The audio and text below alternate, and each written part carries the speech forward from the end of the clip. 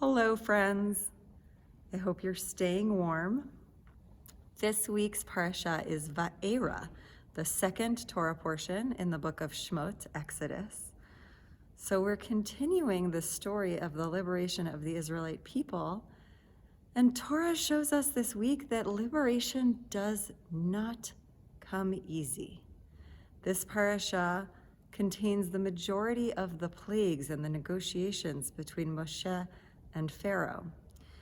And a lot of our B'nai Mitzvah students and a lot of our adults struggle with all these plagues.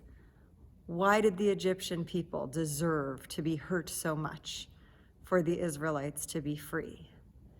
And it's a really fair question to ask. And I think it reflects a much bigger question, which is, why is change so hard?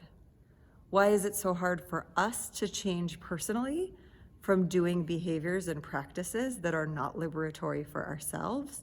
Why is it so hard for society to change?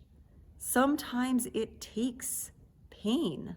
Sometimes it takes loss for transformation to happen.